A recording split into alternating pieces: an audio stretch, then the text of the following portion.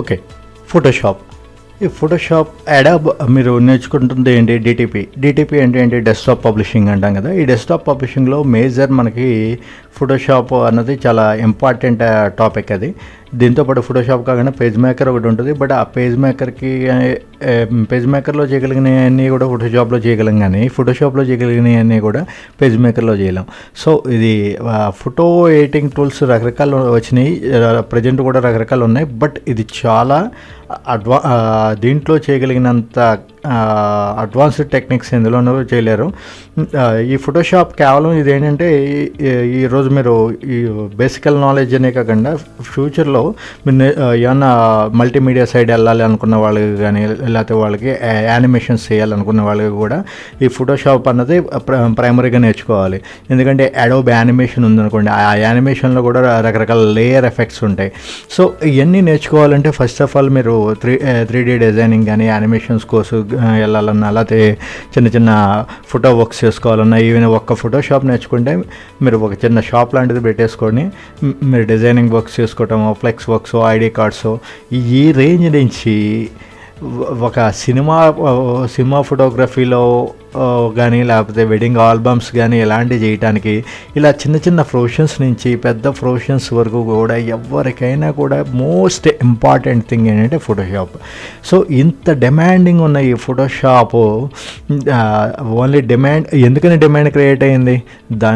దాంట్లో ఉన్న రకరకాల అడ్వాంటేజ్. అసలు ఈ ఫోటోషాప్లో మనం ఏం చేయొచ్చు చూడండి. అసలు పేర్లోనే ఉంది ఫోటోషాప్, ఫొటోస్కి రిలేటెడ్ అది.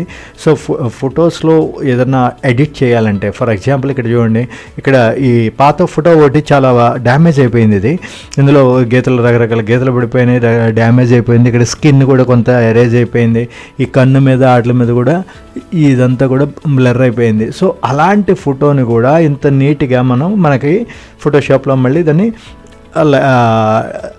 రీజనరేట్ చేసుకోవచ్చు. పూర్వం రోజుల్లో మనకి ఫోటోషాప్లో అయినప్పుడు ఏం చేసేవాళ్ళు, దాన్ని మళ్ళీ ఒక ఆర్టిస్ట్కి ఇచ్చి దాన్ని నమూనా జస్ట్ దాన్ని గీపించుకునేవాళ్ళు. కానీ ఒరిజినాలిటీ పోకుండా సేమ్ అదే టైప్ ఫోటో మనకి రావాలి అంటే కనుక ఈ ఫోటోషాప్ తప్పితే మనకి వేరే మార్గమే లేదు ఇప్పుడు. ఓకే, రకరకాల టూల్స్ రకరకాల అవన్నీ వచ్చేసినాయి అనుకోండి, ఆటో జనరేషన్ అయ్యి. బట్ దీన్ని మాన్యువల్గా ఫోటోషాప్లో చేసినప్పుడు వచ్చే క్వాలిటీ కానీ, లేకపోతే దాని అపీరెన్స్ కానీ మిగతా ఇందులోనూ రావు. అదేవిధంగా బ్యాక్గ్రౌండ్స్ చేంజ్ చేయొచ్చు. ఫర్ ఎగ్జాంపుల్ చూడండి, ఇక్కడ ఏదో ప్లెయిన్ బ్యాక్గ్రౌండ్లో ఈ ఆబ్జెక్ట్ని ఫోటో తీశారు. దాన్ని ఎలా కావాలంటే అలా, ఎలాంటి బ్యాక్గ్రౌండ్లో కావాలంటే అలాంటి బ్యాక్గ్రౌండ్లో. ఫర్ ఎగ్జాంపుల్ మీరు ఎప్పుడు తాజ్మహల్కి అక్కడ ఫోటో తీసుకోవాలి అని చెప్పి మీకు కోరిక, కానీ ఇప్పుడు 5,000 10,000 ఖర్చు పెట్టి ఆగ్రా వెళ్ళి మీరు అక్కడ ఫోటో తీసుకునే బదులు ఆ ఫీల్ వేరు అనుకోండి. జస్ట్ కనీసం ఫోటో అయినా నేను తాజ్మహల్ ముందు ఫోటో దిగాను అన్న ఫీల్ రావాలన్నా మీరు జనరల్ ఫోటో ఒకటి తీసేసుకొని మీకు కావాల్సిన తాజ్మహల్ ముందో, చార్మినార్ ముందో, లేకపోతే నయగర వాటర్ ఫాల్స్ దగ్గర ఎక్కడ కావాలంటే అక్కడ బ్యాక్గ్రౌండ్ని చేంజ్ చేసేసుకోవచ్చు మీరు. అదేవిధంగా ఈ బ్లాక్ అండ్ వైట్ ఫొటోస్ ఏవైతే ఉన్నాయో, మన ఇళ్లలో పాత బ్లాక్ అండ్ వైట్ ఫొటోస్, మన చిన్నప్పుడు దిగిన ఫొటోస్, అంటే మీ జనరేషన్ మేబీ ఉండకపోవచ్చు, మా జనరేషన్లో అప్పట్లో ఫోటో అంటే ఏంటంటే బ్లాక్ అండ్ వైట్ ఫోటోనే. సో ఆ బ్లాక్ అండ్ వైట్ ఫొటోస్ని కూడా మనం కంప్లీట్ కలర్లోకి మార్చుకోవచ్చు. సో ఈ బ్లాక్ అండ్ వైట్ నుంచి కలర్లోకి మార్చడానికి పీక్స్ ఏంటంటే, ఫర్ ఎగ్జాంపుల్ చూడండి, మాయాబజార్ పిక్చర్ చూడండి. ఇక్కడ ఈ మాయాబజార్ పిక్చర్ పూర్వం రోజుల్లో ఇలా బ్లాక్ అండ్ వైట్లో, అప్పట్లో ఈ మాయాబజార్ పిక్చర్ అన్నది స్క్రీన్ ప్లేలో ఈ రోజుకి కూడా టాప్ అని చెప్తారు. చాలా అద్భుతమైన పిక్చర్ ఇది. ఒకసారి ఎప్పుడైనా ఖాళీ ఉన్నప్పుడు చూడండి, చాలా బాగుంటుంది. అసలు ఒక విధంగా చెప్పాలంటే ఇక్కడ చూడండి, ఇప్పుడు చూపించే ఇదేంటి, ఆ రోజుల్లోనే మన పూర్వం రోజుల్లో స్కైప్ కాల్ అనమాట. ఇప్పుడు చూడండి, అకినాన్యాస్లో ఇప్పుడు స్కైప్లో అవతల వస్తాడు, వీడియో కాన్ఫరెన్స్లో వీళ్ళిద్దరు పాటలు పాడుకుంటారు. ఇప్పుడేదో మీరు ఇంత టెక్నాలజీ వచ్చింది, మేము స్కైప్లో జూమ్లో మాట్లాడుకుంటున్నాం వీటిలో అని చెప్పి అనుకోకల్లా, మనం ఇదంతా కూడా చరిత్ర అన్నది రీసైకిల్ అయిపోయింది, మనకన్నా అడ్వాన్స్ లెవెల్లోకి వెళ్ళింది అప్పుల్లో. అది ఇప్పుడు తిరిగి వస్తూ ఉంది. అదంతా వేరే టాపిక్ అనుకోండి. ఓకే, సో ఇక్కడ ఈ బ్లాక్ అండ్ వైట్లో అయిన ఈ సినిమాని పూర్తిగా ఇప్పుడు కలర్లోకి మార్చారు. చూడండి, ఓకే, అప్పుడు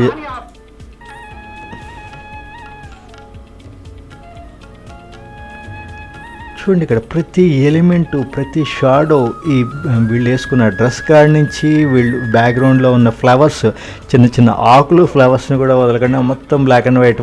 ఆ రోజులో మనకేంటంటే ఈ మాయాబజార్ పిక్చర్ వచ్చినప్పుడు మొత్తం అంతా బ్లాక్ అండ్ వైట్లోనే ఉండేది. సో అప్పుడులో కలర్ పిక్చర్ అన్నది లేదు కాబట్టి ఇప్పుడు మళ్ళీ దాన్ని తీయడానికి జరిగేది కాదు. కాబట్టి మాయాబజార్ లాంటి అద్భుతమైన పిక్చర్స్ని మళ్ళీ తీద్దాం అన్న ధైర్యం కూడా ఎవరు చేయరు. సో అదే పిక్చర్ని మనం కలర్ చేద్దామని చెప్పి చాలా నిజంగా వీళ్ళ ఇదిని మనం మెచ్చుకోవాలి, అప్రిషియేట్ చేయాలి. ఒక చిన్న ఫోటోనే బ్లాక్ అండ్ వైట్ని కలర్లోకి మార్చాలంటే it takes lot of work అనమాట. అలాంటిది ఈచ్ అండ్ ఎవ్రీ ఎలిమెంట్ని ఒక్కొక్క దాన్ని వీళ్ళు కలర్లోకి కన్వర్ట్ చేశారు. అప్రిషియేట్ చేయాలి దీన్ని. ఒకసారి ఖాళీ ఉన్నప్పుడు ఎప్పుడైనా ఈ సినిమా చూడండి, చాలా బాగుంటుంది ఇది. సో ఇక్కడ మన టాపిక్లోకి వచ్చేసి, సో ఈ black and white background changes, black and వైట్ని కలర్లోకి మార్చడమే కాకుండా అదేవిధంగా ఇక్కడ ఫోటో ఎన్లార్జ్మెంట్స్. మీ దగ్గర ఒక చిన్న పాస్పోర్ట్ ఫోటో ఏదో ఉంది, దాన్ని ఏ సైజ్ కావాలంటే ఆ సైజ్, రకరకాల సైజెస్ ఉంటాయి. 4x6 అని, 6x8, 1210, 1015 ఇలా రకరకాల సైజెస్లోకి ఆ ఫోటోని ఎన్లార్జ్ చేసుకోవచ్చు. అది ఆ ఫోటో యొక్క క్వాలిటీ మీద ఆధారపడి ఉంటుంది. మీరు ఇచ్చిన ఫోటో క్వాలిటీ బాగుంటే ఆ క్వాలిటీని బట్టి మ్యాక్సిమం ఎంతవరకు ఎన్లార్జ్ చేయొచ్చు అన్నది ఆధారపడి ఉంటుంది. సో అదేవిధంగా కేవలం ఈ ఫోటో వర్క్స్ అనే మాత్రమే కాకుండా మనం ఏం చెప్తున్నాం, ఫోటో ఎడిటింగ్లో black and white, colour conversion, background change, ఫొటోస్లో వీటిని రిమూవ్ చేయటం, ఇవన్నీ చెప్తున్నాం కదా. ఇది మాత్రమే కాకుండా వీటితో పాటు ఇన్ అడిషన్ టు దట్ మనం విజిటింగ్ కార్డ్స్ డిజైన్ చేసుకోవటం, బిజినెస్కి సంబంధించిన విజిటింగ్ కార్డ్స్ రకరకాల డిజైన్స్లో డిజైన్ చేసుకోవడం, అదేవిధంగా ఐడి కార్డ్స్, ఒక ఎంప్లాయీ ఐడి కార్డు కానీ, స్టూడెంట్ ఐడి కార్డు కానీ, ఇలాంటి ఏ ఐడి కార్డ్ అయినా తయారు చేయాలన్నప్పటికీ కూడా ఫోటోషాప్లో మనం ఈవెన్ ఎంఎస్ వర్డ్ అని లేకపోతే పేజ్ మేకర్ వాటిలో తయారు చేస్తాం. కానీ వీటిలో తయారు చేయగలిగిన మోడల్స్, డిజైన్స్ని అంత ఈజీగా మనం మరి దాంట్లోనూ మనం తయారు చేయలేం. అదేవిధంగా టెస్ట్ ఎఫెక్ట్స్ చూడండి, ఇక్కడ మనకి గోల్డ్ అని చెప్పి ఒక వర్డ్ని రియల్గా వీడు గోల్డ్తో పోత పోసి ఆ లెటర్స్ని ఫోటో తీసాడా అన్నంత రియాలిటీగా టెస్ట్ని గోల్డ్తో ఎఫెక్ట్ క్రియేట్ చేయడం అనేది జరిగింది. ఇలాంటి టెస్ట్ ఎఫెక్ట్స్ ఈవెన్ మీరు సినిమా వాల్ పోస్టర్లో అవి చూసినట్లయితే కనుక అక్కడ రకరకాల టెస్టుల్లో వాల్ పోస్టర్ అనేది సినిమా పబ్లిసిటీలో చాలా ఇంపార్టెంట్ కదా ఈ రోజుల్లో. అంటే మనకి సోషల్ మీడియా వచ్చేసింది, కానీ పూర్వం రోజుల్లో ఏంటి, ఒక సినిమాని ఇమేజిన్ చేయాలంటే ఫస్ట్ వాడిని మనం ఇప్పుడేమో టీజర్లు లేకపోతే ట్రయల్స్ వేసి అందులో ఏముందన్నది చూపించారు. బట్ పూర్వం రోజుల్లో ఒక సినిమాలో ఏముంది అని చెప్పాలంటే వాడు కేవలం ఆ వాల్ పోస్టర్ డిజైనింగ్ అనేది చాలా ఇంపార్టెంట్. సో ఆ వాల్ పోస్టర్ డిజైనింగ్లో కావాల్సిన టెస్ట్ ఎఫెక్ట్స్ కానీ ఇవన్నీ కూడా ఫోటోషాప్లో చాలా అద్భుతంగా తయారు చేసుకోవచ్చు. అదేవిధంగా నెక్స్ట్ వన్ ఫ్లెక్స్ డిజైన్స్. ఇక ఫ్లెక్స్ గురించి చెప్పేదే ఉంది. ఇది చెప్పాలంటే ఈ చిన్న చిన్న ఈవెంట్స్ దగ్గర నుంచి, పెళ్ళిళ్ళ దగ్గర నుంచి, ఫంక్షన్స్ లేకపోతే ఎలాంటి ఈవెంట్ అయినప్పటికీ కూడా ఈ ఫ్లెక్స్ని డిజైన్ చేస్తున్నారు కదా. సో ఈ ఫ్లెక్స్ డిజైన్స్ కూడా మనం ఈ ఫోటోషాప్ వర్క్స్లోనే చేస్తాం. అదేవిధంగా వెడ్డింగ్ కార్డ్స్ అనే కాకుండా మీరు పాంప్లెట్స్ తీసుకోండి, లేకపోతే అంటే ప్రింటింగ్ ప్రెసెస్లో జరిగే ప్రతి వర్క్ కూడా మనం ఈ ఫోటోషాప్లోనే చేస్తాం. ఫర్ ఎగ్జాంపుల్ పూర్వం రోజుల్లో ఈ ప్రింటింగ్ మిషన్ అనేది ఎలా ఈ ఓల్డ్ ఆఫ్సెట్ ప్రింటర్స్ చూడండి ఇలా ఉండే, ఇవన్నీ రకరకాల ఓల్డ్ మోడల్స్ ఇవన్నీ కూడా ఈ విధంగా ప్రింట్ చేసేవాళ్ళు. ఫస్ట్ ఆఫ్ ఆల్ ఇది ఏదన్నా టాపిక్ని ప్రింట్ చేయాలి అంటే ఫస్ట్ వీళ్ళు ఏం చేయాలి వచ్చేదంటే ఇలా ఫాంట్స్ ఉండేవి, మెటల్ ఫాంట్స్ ఉండేవి. ఒక్కొక్క ఫాంట్ని తీసుకొని కంపోజ్ చేసుకొని చూడండి, ఇప్పుడు మన కీబోర్డ్ ద్వారా టైప్ చేయడానికే చాలా ఇంత టైప్ చేయాలా అన్నట్టు చూస్తున్నాం. ఏదైనా ఒక పేజీ A4 షీట్ ఇచ్చి దీన్ని టైప్ చేయాలంటే అమ్మో ఇంత టైప్ చేయాలి. ఇప్పుడు మనం దీన్ని ఇంకా ఈజీ మెథడ్ ఏంటి, మనం దాన్ని IVRS ద్వారా ఆడియో చెప్పేస్తే ఆటోమేటిక్గా టెస్ట్ వచ్చేస్తుంది. ఇలా సింప్లిఫై చేసుకుంటే వెళ్తున్నాం వర్క్ని. టైపింగ్ అన్నది కూడా ఒక పావు గంటలో టైప్ చేసే మ్యాటర్ని ఇప్పుడు మనం రాయాలి అంటే ఒకటే టాపిక్ ఒక పేజీని రాయాలంటే కనుక అరగంట పట్టింది అనుకోండి, ఆ టైప్ చేయాలంటే 10 నిమిషాలు పడుద్ది. అప్పటికి కూడా ఆ టైపింగ్ కూడా మనకి కష్టంగా అనిపించేసి మనం ఏం చేస్తున్నాం, IVRS సాఫ్ట్వేర్స్ వాడేసి ఆడియోలో చెప్తుంటే అది ఆటోమేటిక్గా టెస్ట్లోకి మారిపోతూ ఉంటుంది. చూడండి, ఫర్ ఎగ్జాంపుల్ ఇక్కడ మీకు ట్రాన్స్లేట్ గూగుల్ తీసుకోండి, ఇది ఒకసారి ట్రై చేయండి, చాలా అద్భుతమైన టెక్నిక్ ఇది. ఇక్కడ మీకు ఆడియో ఈ మైక్రోఫోన్ ఎనేబుల్ చేసి మీరు ఇక్కడ ఏది కావాలంటే అది ఇక్కడ చూడండి, ఇక్కడ నేను మాట్లాడుతుంది ఏదైతే ఉందో అది ఆటోమేటిక్గా అక్కడ టైప్ అయిపోతుంది. సో ఇంత అడ్వాన్స్డ్ టెక్నాలజీ మనకి ఈ రోజున వచ్చేసింది. సో ఇంత ఈజీగా మనం వర్క్ని చేసుకుంటున్నాం. మన టాపిక్లోకి వద్దాం. చూడండి, సో ఇక్కడ చూడండి, నేను ఏది మాట్లాడితే అది యాజ్ ఇట్ ఈజ్గా ఇక్కడ టైప్ అయిపోయింది. కానీ పూర్వం రోజుల్లో ఇదంతా అరేంజ్ చేయాలంటే ఎంత కష్టం చూడండి. ఇక్కడ ఎలాంటి మెటల్ ఫాంట్స్ తీసుకోవటం, ఒక్కొక్క మెటల్ ఫాంట్ని ఆ కంపోజర్ అని చెప్పి ఉంటుంది అందులో ఫిక్స్ చేసి అప్పుడు దాన్ని ప్రింటింగ్ చేసేవాళ్ళు. ఇలాంటి మిషన్స్ మీదకి తీసుకొచ్చి ప్రింట్ చేయడం అనేది జరిగేది. సో ఇదంతా ఇంకా అంతకన్నా బాధగలితే చూడండి ఈ టెక్నాలజీ ఇదంతా మీరు ఒక్కసారి వికీపీడియాలోకి వెళ్ళి దీని హిస్టరీ అంతా చూడండి. అసలు ఇందుకే ప్రింటింగ్ మిషన్ కనిపెట్టింది ఎవరు? ప్రింటింగ్ రిలేటెడ్ చూసుకుంటే మనం ఇండియా గురించి మాట్లాడేటప్పుడు God father of India Mahatma Gandhi గురించి, అదేవిధంగా కంప్యూటర్ గురించి మాట్లాడేటప్పుడు చార్లెస్ బాబేజ్ గురించి మాట్లాడుకోకపోవడం ఎంత తప్పు. మనం ఈ ప్రింటింగ్ టాపిక్ డిటిపి వర్క్స్ గురించి నేర్చుకుంటున్నాం కాబట్టి ఈ ప్రింటింగ్ వర్క్ని డెవలప్ చేసింది, ప్రింటింగ్ మిషన్ని డెవలప్ చేసింది ఎవరంటే గూటెన్బర్గ్ అన్న ఆయన. అప్పటి వరకు మాన్యువల్గా రాసుకుంటూ ఉండేదాన్ని మిషన్స్ రూపంలోకి తయారు చేసి కొద్దిగా ప్రింటింగ్ని ఈజీ చేసింది ఆయన. సో అక్కడ నుంచి మనం చూసిన ఈ జస్ట్ ట్రాన్స్లేట్ గూగుల్లోకి వెళ్ళి IVRS ద్వారా మనకు కావాల్సినట్టు మనం మాట్లాడినట్టు టైప్ చేసేసే లెవెల్కి డెవలప్ అయింది ఇది. సో ఇప్పుడు ఎవరు గొప్ప అంటే ఏం చెప్పాలి?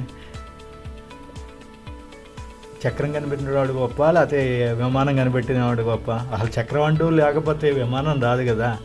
ఓకే, సో ఆ చక్రాన్ని తయారు చేసినవాడు ఎవల్యూషన్. ఫర్ ఎగ్జాంపుల్ చూడండి, స్వతంత్రం ఎవరు తెచ్చారంటే ఏం చెప్తాం మనం? గాంధీ గారు అంటాం. అంటే యాక్చువల్గా ఆయన ఇచ్చేయటం కాదు, ఎవల్యూషన్ పీరియడ్లో వచ్చిన ఆ పరిణామ క్రమంలో జరిగిన రెవల్యూషనరీ థింగ్స్లో ఫైనల్ టాపిక్ ఆయన. కానీ యాక్చువల్గా ఆయనకన్నా మనం ముందు ఎప్రిషియేట్ చేయాలంటే కనుక ఎవరిని ఎప్రిషియేట్ చేయాలి? మంగల్ పాండే. ఈ మంగల్ పాండే అన్న ఆయన అసలు first of all revolutionary thing, first ఈ బ్రిటిష్ వాళ్ళ మీద ముందు యాంటీగా పోరాడింది ఈ మంగల్ పాండే కదా. సో వీళ్ళ తర్వాత రకరకాల పర్సన్స్, మహానుభావులు అందరూ వచ్చి ఆ స్వతంత్ర పోరాటం చేశారు. చివరికి గాంధీ గారు దాన్ని ఒక ఫామ్లోకి తీసుకొచ్చి దాన్ని సరైన ఫోర్స్లో నడిపించబట్టి మనకి ఫ్రీడమ్ వచ్చింది. సో ఇదంతా మరి ఇర్రెలవెంట్ అయిన ఇప్పటికీ కూడా మనం ఎందుకు చెప్పుకుంటున్నామంటే, సిమిలర్గా ఇక్కడ మనకి గూటెన్బర్గ్ అన్న ఆయన ఫస్ట్లో మనకి ఏదో అప్పటిదాకా చేతితో రాసుకునేది కష్టపడేదాన్ని వదిలేసి మనం మిషన్లో తీసుకొచ్చాడు. ఆ మిషన్ నుంచి ఈరోజు మనం ఫోటోషాప్ ద్వారా ఇంత ఈజీగా వర్క్స్ని చేసుకుంటున్నాం, ప్రింటింగ్ వర్క్స్ అన్నీ. సో మన టాపిక్ వద్దాం మళ్ళీ. సో ఈ ఫోటోషాప్లో ఇన్ని రకాలు ఈ ఫ్లెక్స్ డిజైన్స్, లేకపోతే టెక్స్ట్ ఎఫెక్ట్స్, విజిటింగ్ కార్డ్స్, లేకపోతే ఫోటో వర్క్స్ ఇవన్నీ చెప్తున్నాం కదా. ఇవన్నీ కూడా మనకి ఫోటోషాప్లో చేయొచ్చు అని చెప్తున్నాం. బట్ ఈ ఫోటోషాప్ ఎవరు డెవలప్ చేశారు, ఏ కంపెనీ వాడిది అంటే అడోబ్ అన్నవాడిది. సో ఈ అడోబ్ ఫోటోషాప్లో మళ్ళీ మనకి రకరకాల వెర్షన్స్ ఉన్నాయి. వెర్షన్ అంటే ఏంటి, వెర్షన్ 1 అంటే ఏంటి, 2 ఇవన్నీ నెంబర్లు ఎందుకు వస్తున్నాయి అన్నది మీకు ఫండమెంటల్స్ క్లాస్లో చెప్తూ ఉంటాం. వాటిని అది చూడండి. అంటే ప్రీవియస్ వెర్షన్స్లో ఉన్న బగ్స్ని డీబగ్ చేయడానికి కానీ, లేకపోతే కొత్త ఫీచర్స్ని యాడ్ చేయడానికి కానీ చేసి నెక్స్ట్ దాన్ని రిలీజ్ చేస్తుంటాడు. అది డీటెయిల్గా మనకి ప్రీవియస్ క్లాసెస్లో మీకు ఫండమెంటల్స్ క్లాసెస్లో ఉంటాయి. సో ఈ ఫోటోషాప్ 1, 2, 3, 4, 6, 7 ఇలా వచ్చినాయి. ఇప్పుడు మిగతా వెర్షన్స్ అవి ఎక్కువ వాడట్లేదు, కానీ 7 ఈ రోజుకి కూడా. తర్వాత ప్రజెంట్ ఇప్పుడు CS వెర్షన్స్ వచ్చేసినాయి మనకి. కానీ వీటికన్నా తక్కువ ర్యామ్తో ఎక్కువ స్పీడ్గా మనం వర్క్ చేసుకోవాలన్నా, మీ సిస్టమ్ యొక్క కంపారిజన్ చాలా తక్కువ ఉందనుకోండి, CS2, CS3 అయితే కనుక ఎంత అడ్వాన్స్డ్ టెక్నాలజీ అయినప్పటికీ కూడా అవి పర్ఫెక్ట్గా మనం చాలా టైం తీసేసుకుంటాయి. అసలే ఫోటోషాప్ అంటే నెంబర్ ఆఫ్ లేయర్స్, కొద్దిగా ర్యామ్ కన్జంప్షన్ ఎక్కువ ఉంటుంది. సో మీరు CS2 అలాంటి అడ్వాన్స్ వాటికి వెళ్ళే బదులు ముందు నేర్చుకోవడానికి కూడా ఈజీగా ఉంటుంది. CS వెర్షన్స్ కన్నా ఫోటోషాప్ 7 వెర్షన్ నేర్చుకోవడం కూడా ఈజీ. సో ఇది నేర్చుకున్న తర్వాత అప్పుడు కావాలంటే మీరు అడ్వాన్స్డ్ వెర్షన్స్లో మీరు సిస్టమ్ యొక్క కాన్ఫిగరేషన్ పెంచుకొని అప్పుడు అడ్వాన్స్డ్ వెర్షన్స్లోకి వెళ్ళండి. బట్ ఇప్పుడు మనం చెప్పుకోబోయే క్లాసెస్ అన్నీ కూడా ఫోటోషాప్ 7కి సంబంధించినవి. సో ఇక్కడ ఈ ఫోటోషాప్లో ఈరోజు మనం ఏమేం చెక్ చేసాం, అసలు ఫోటోషాప్ పర్పస్ ఏంటి, అందులో ఎడిటింగ్ ఫొటోస్ని ఎడిట్ చేయడానికి అని చెప్పుకున్నాం. ఈ బాగా డ్యామేజ్ అయిన ఫొటోస్ని ఎడిట్ చేయడానికి, అదేవిధంగా బ్యాక్గ్రౌండ్ చేంజ్ చేయడానికి, బ్లాక్ అండ్ వైట్ని కలర్లోకి మార్చడానికి, అదేవిధంగా చిన్న ఫొటోస్ని పెద్ద ఫొటోస్ కింద ఎన్లార్జ్ చేసుకోవడానికి, అదేవిధంగా కేవలం ఈ ఫొటోస్ వర్క్ని మాత్రమే కాకుండా విజిటింగ్ కార్డ్స్ డిజైన్ చేయడం కానీ, లేకపోతే అదేవిధంగా ఐడి కార్డ్స్ డిజైన్ చేయడం కానీ, రకరకాల ఐడి కార్డ్స్ ఫ్లెక్స్ ప్రింటింగ్స్ చేయడం కానీ, ఇలా ఇది అదే అని లేదు. ప్రింటింగ్ రిలేటెడ్ మీరు ఒక పాంప్లెట్ డిజైన్ చేయాలంటే ఫోటోషాప్, ఒక వెడ్డింగ్ కార్డ్ తయారు చేయాలంటే ఫోటోషాప్, ఏదైనా ఒక ఈవెన్ జాబ్ వర్క్ చేసుకోవాలన్నప్పటికీ కూడా చిన్న జాబ్ వర్క్స్ కూడా అందంగా డిజైన్ చేసుకోవాలి అంటే కనుక ఏదైనా మనకి వర్డ్ కన్నా ఫోటోషాప్లో అడ్వాన్స్డ్ లెవెల్స్ ఉంటాయి. సో ఇవన్నీ కూడా ఏ వర్క్స్ చేయొచ్చు ఫోటోషాప్లో అన్నది చూసాం. అదేవిధంగా అసలు ఫోటోషాప్లో ఎన్ని వెర్షన్స్ ఉన్నాయి, 1 నుంచి 7 వరకు అన్నది ఒక ఫేజ్ అయితే, ఆ 7 తర్వాత వచ్చిన ఈ సిఎస్ ఫేజ్ అన్నది చాలా అడ్వాన్స్డ్గా ఉంటుంది. సో కానీ బిగినింగ్ నేర్చుకునే వాళ్ళందరికీ కూడా అడాబ్ ఫోటోషాప్ 7 అన్నదే ప్రిఫరబుల్. సో దీని గురించి మనం నెక్స్ట్ క్లాసెస్ నుంచి చూద్దాం. ఏ విధంగా ఈ ఫోటోషాప్ 7 యొక్క ఎన్విరాన్మెంట్ ఎలా ఉంటుంది, ఎలా ఆ టూల్స్ ఎలా వర్క్ చేయాలి అండ్ అనేది నెక్స్ట్ క్లాసెస్లో చూద్దాం. Okay, thank you and have a nice day.